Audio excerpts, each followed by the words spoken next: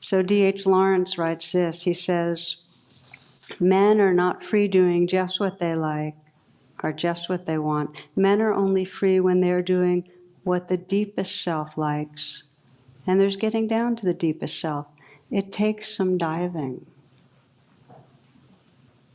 So the beginning of diving is taking some quality of presence and shining the light on what's my aspiration right now? What's my intention right now?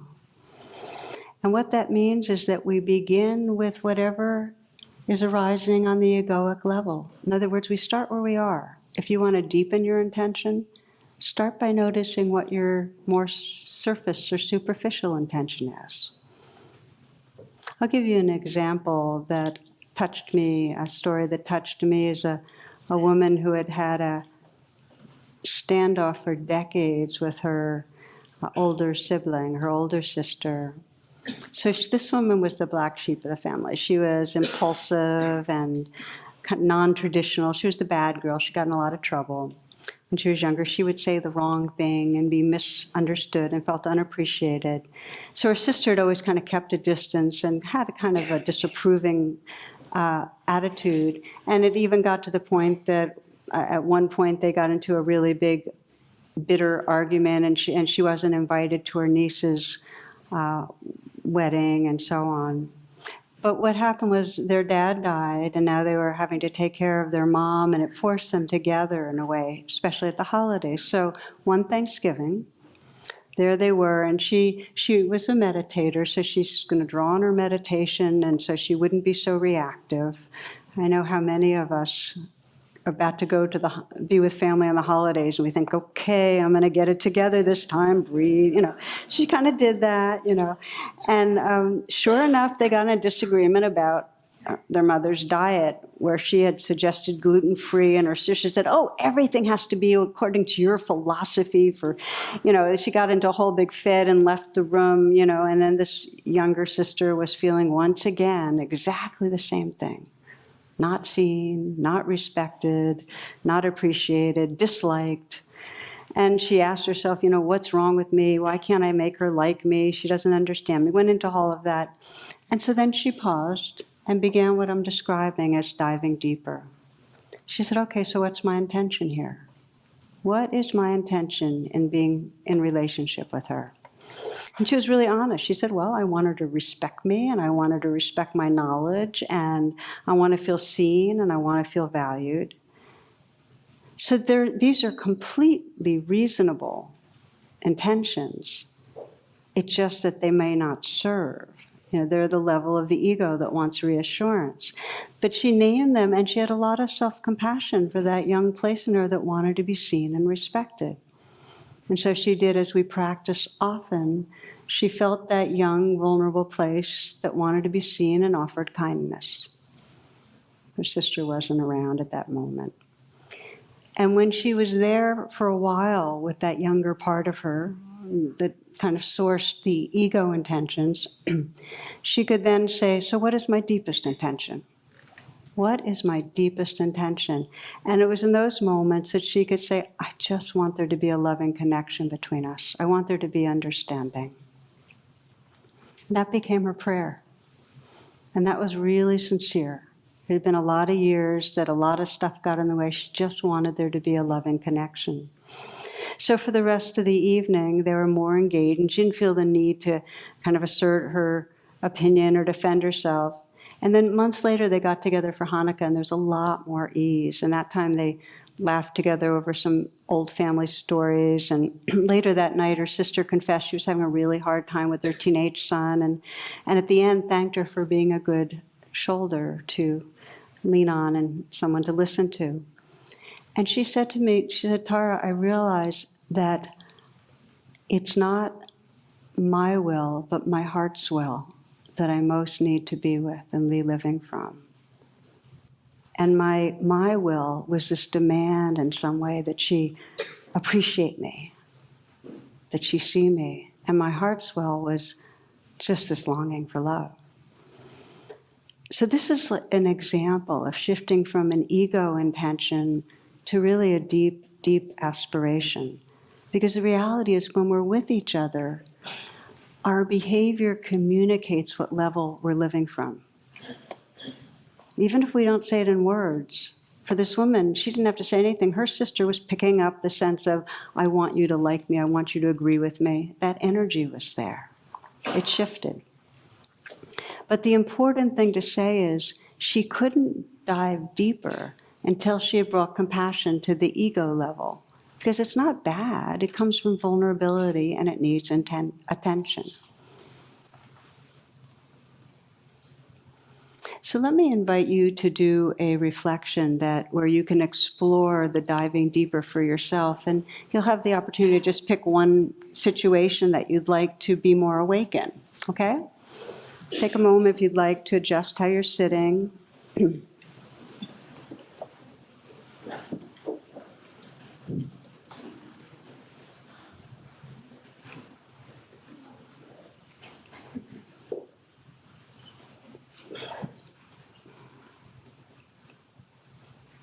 And once you've settled and come into stillness, take some moments to bring your attention into your body.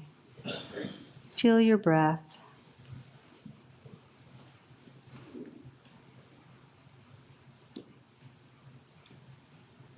Feel your body breathing.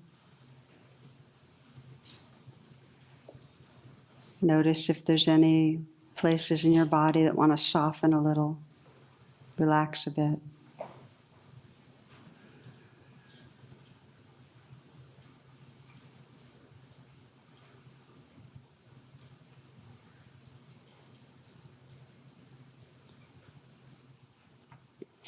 And let yourself bring to mind a situation where you've maybe recently encountered some conflict with someone that matters to you.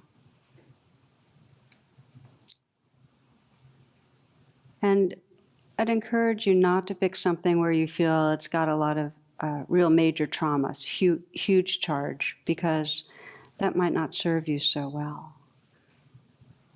But where there's some conflict, where there's some sense of you and that person getting locked into that, what we call sometimes a limbic dance, where there's some separation.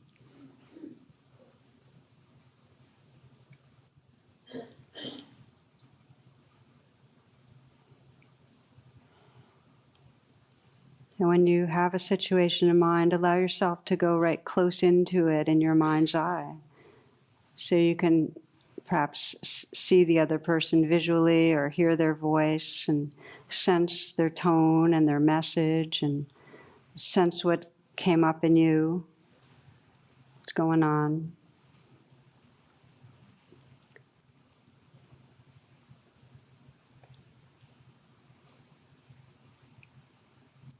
And be aware of what intention you are operating off of.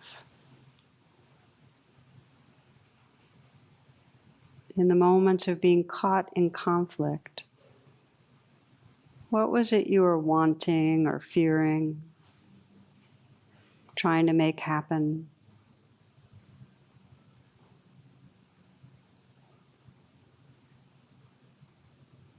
What were you trying to defend or protect?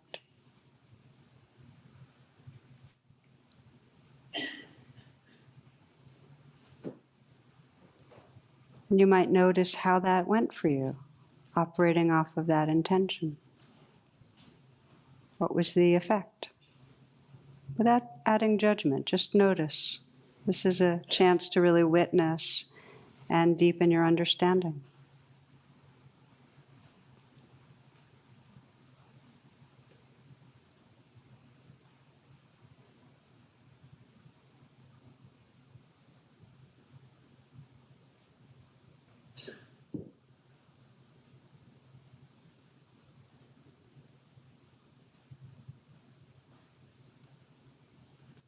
Noticing we might call the ego level of wants and fears that end up shaping our behaviors. And then ask yourself, well, what would happen if I had paused? You know, the language of the sacred pause. If there was a pause right when things are most intense, locked in some way. And in that pause, imagine you could just freeze and everything fades away on the sidelines. So you're just with yourself for a little bit. And let yourself be aware of the intention that was driving you. And let yourself be aware of the vulnerability under that intention. The place in your being where you felt in some way threatened or hurt, unseen, unloved, misunderstood.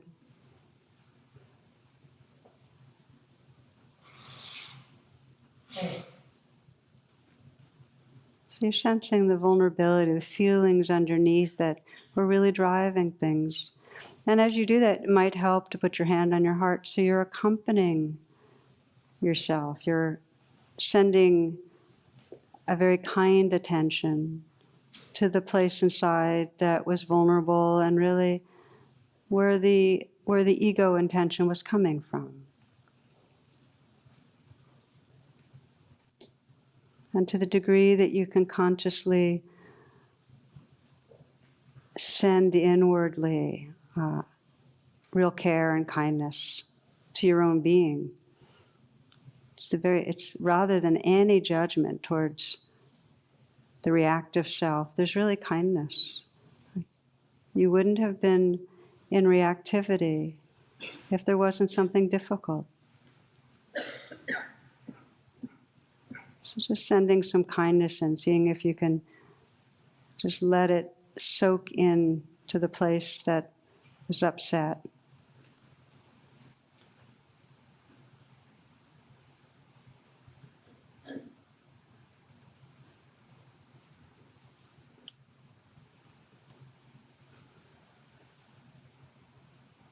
And from that space of presence and compassion, you might just start exploring, so what really is my deepest intention here?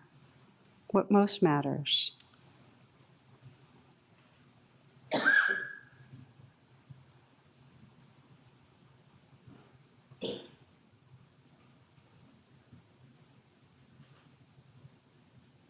Noticing if it includes compassion for yourself and compassion for the other.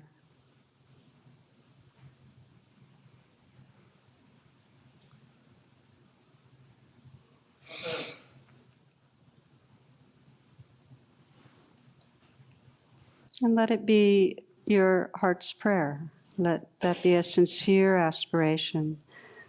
I mentioned earlier, not my will, but my heart's will.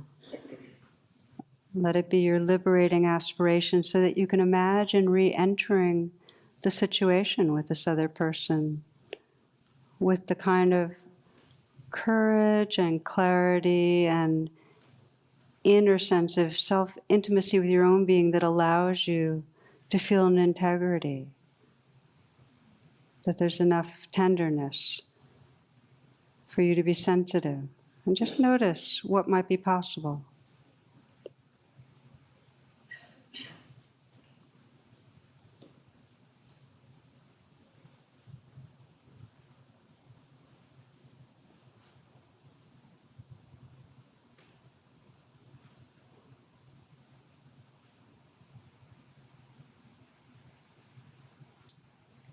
It's natural to forget. It's natural that the old patterns reassert themselves. So you might sense what it might be like in the days and weeks to come to more consciously let this be your prayer, this deep intention, so you can listen to the compass of your heart.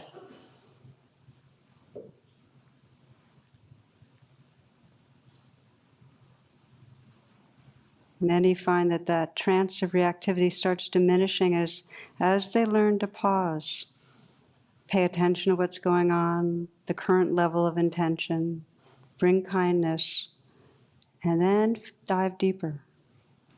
Ask that question, what's the real liberating intention here, my deepest intent? A short part of a poem from Denise Levertov.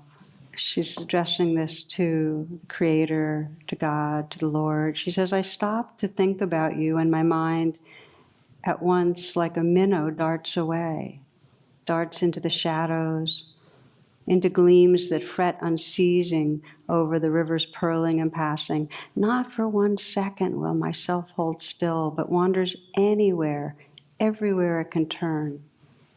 Not you, it is I am absent. You are the stream, the fish, the light, the pulsing shadow. You, the unchanging presence in whom all moves and changes. How can I focus my flickering, perceive at the fountain's heart the sapphire I know is there? Can you feel the yearning in that? That sense of how we're all over the place, and yet there is something in us that wants to let go and open into that gem of presence, that the light and love that's here, if we can just pause and let ourselves arrive.